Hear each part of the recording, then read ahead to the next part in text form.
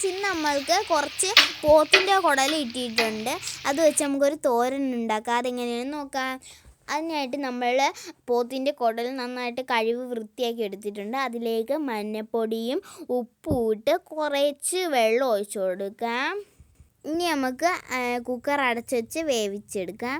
എന്നിട്ട് അതിനായിട്ട് ആവശ്യമുള്ള അരപ്പ് തയ്യാറാക്കാം. അതിൽ നമുക്ക് കുറച്ച് തേങ്ങ ചിരവി എടുക്കണം. എന്നിട്ട് ഇനി നമുക്ക് ഇതിലേക്ക് ആവശ്യമായത് മഞ്ഞൾപ്പൊടി. നമ്മൾ വേവിക്കാൻ ഫസ്റ്റ് വെച്ചപ്പോഴത്തേക്കും മഞ്ഞൾപ്പൊടി ഇട്ടായിരുന്നു. ഇത്തിരി കൂടെ ഇടണം. എന്നിട്ട് നമുക്ക് മല്ലിപ്പൊടി ഇട്ട് കൊടുക്കുക. എന്നിട്ട് മുളക് പൊടി ആവശ്യത്തിനാണ് ഇടേണ്ടത്. പിന്നെ ഗരം മസാല ഇട്ട് കൊടുക്കുക. എന്നിട്ട് അതിൻ്റെ മുകളിലേക്ക് കുറച്ച് ഇഞ്ചി ഇട്ട് കൊടുക്കണം. പിന്നെ അതിൻ്റെ മുകളിലേക്ക് നമ്മുടെ വെളുത്തുള്ളി ഇട്ട് കൊടുക്കണം. ഇനി കറിവേപ്പിലയും കൂടി ഇട്ടെടുത്ത് ഒന്ന് മിക്സിയിട്ട് അടിച്ചെടുക്കുക. ഇനി നമ്മൾ കുക്കറിൽ വെച്ചതൊക്കെ ഒന്ന് ഇറക്കിയെടുത്ത് വേറൊരു പാത്രത്തിൽ മാറ്റാം.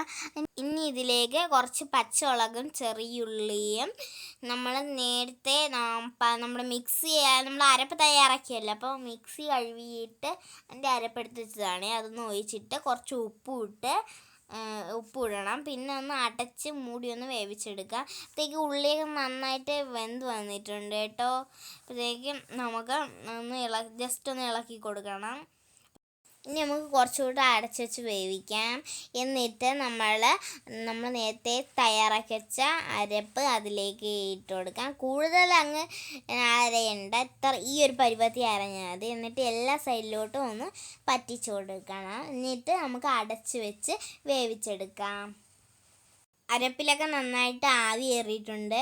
വെള്ളമൊക്കെ ഒന്ന് വറ്റി എല്ലാത്തിലൊന്ന് നന്നായിട്ട് പിടിച്ചിട്ടുണ്ട് കേട്ടോ.